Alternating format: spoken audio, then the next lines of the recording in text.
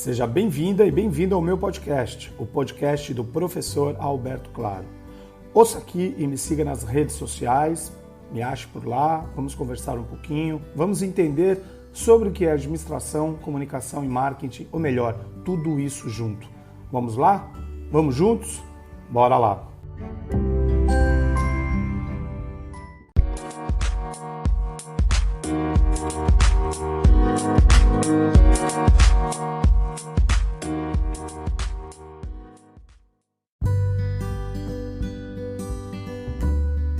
Espero que tenha aproveitado esse podcast de hoje. Siga por aqui, continue. Em breve eu mando mais um episódio para você. Compartilhe, comente e mande suas sugestões. Até a próxima! Vez por outra, gosto de passar para você alguns termos mais atuais da área de gestão. Desta vez, optei pela gestão de pessoas, ou o bom e velho setor de RH, os recursos humanos, alguns também chamam de departamento pessoal. Bom, esses termos são importantes também para qualquer profissional que se preocupa com o desenvolvimento da sua carreira e das suas habilidades e competências. Sempre surgem novidades, portanto, para muitos de vocês se torna difícil estar a par desses termos. Mas estou aqui para dar uma mãozinha e disponibilizar termos que estão presentes nas rodas de conversa empresariais. Muitos termos são tão recentes que ainda estão sendo utilizados no mercado pelo seu nome em inglês. Não sou adepto dos estrangeirismos, mas se trata de uma prática de mercado. E, com o tempo, acabam se incorporando ao vernáculo das empresas e das carreiras de muitos. Vamos a eles?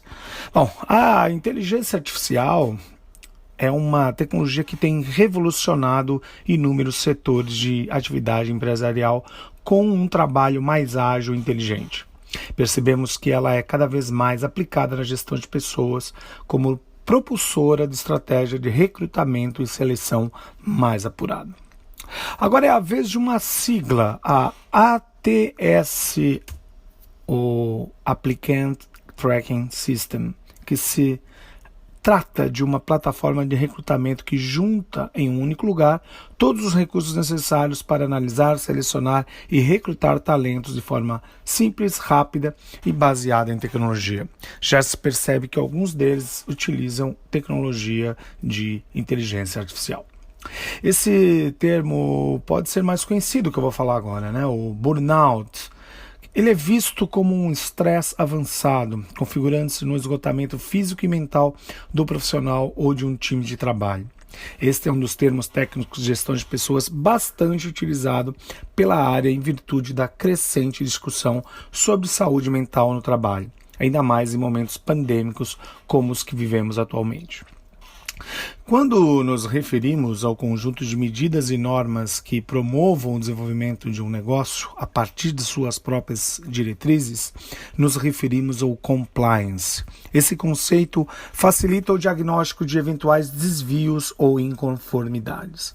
As organizações precisam escrever suas políticas internas, normas de conduta e manuais de procedimentos de forma clara para que todos saibam seus limites, responsabilidades, direitos e deveres.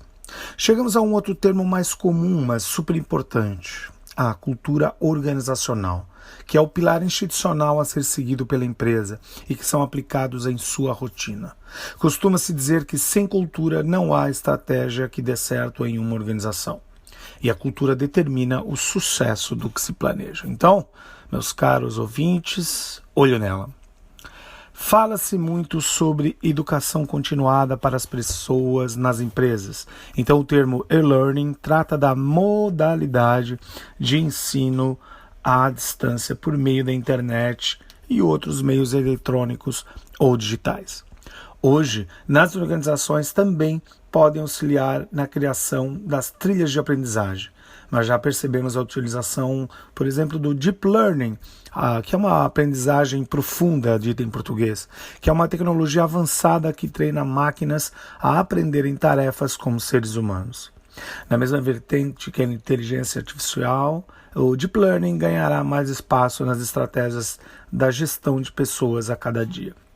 Assim como essas duas, também influenciará o futuro recrutamento nos próximos anos a Machine Learning, que é uma aprendizagem de máquina, que é a outra tecnologia que busca, a partir de estatística e algoritmos, ensinar máquinas a partir de padrões e experiências. Cuidado apenas para não criar uma segregação às minorias, aos grupos minoritários da sociedade.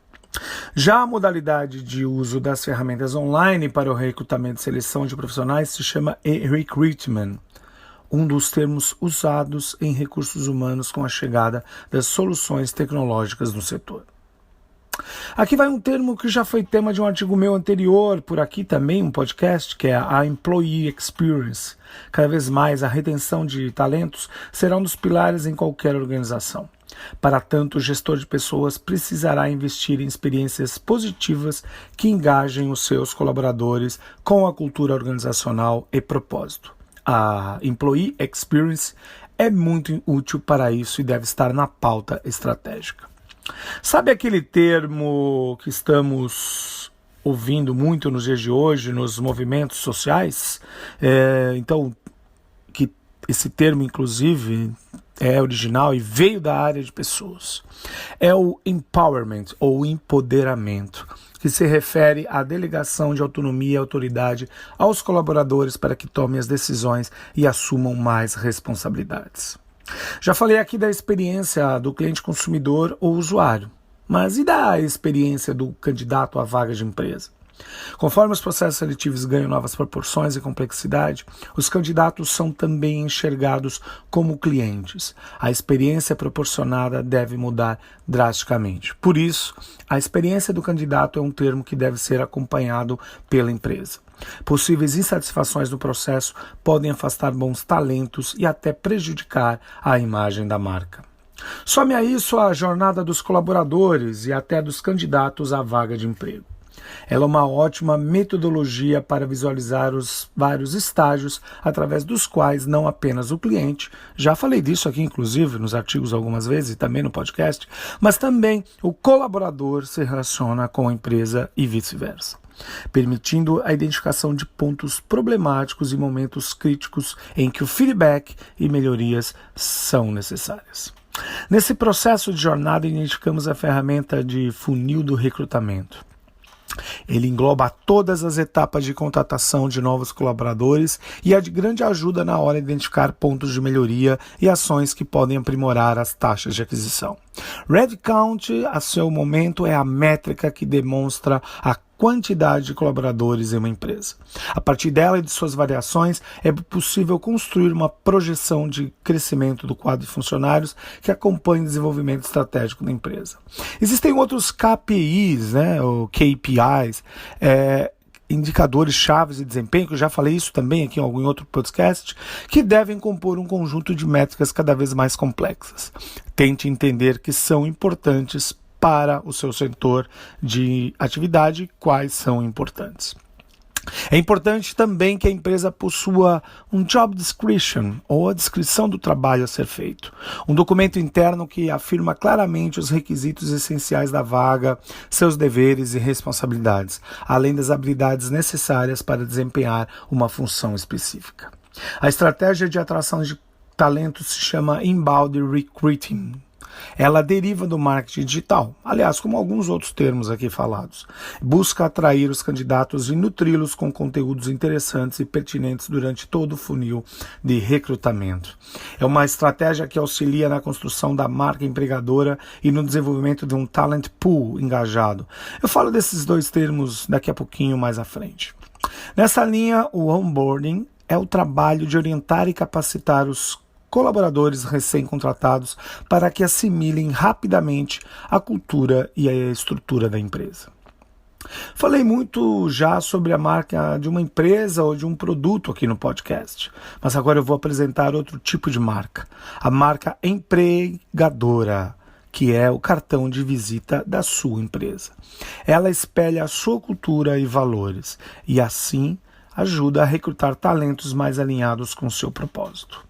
O endomarketing, também conhecido como marketing interno, é uma estratégia que visa a aproximação, retenção e encantamento dos colaboradores de uma empresa, que são os principais responsáveis pelo sucesso de uma organização.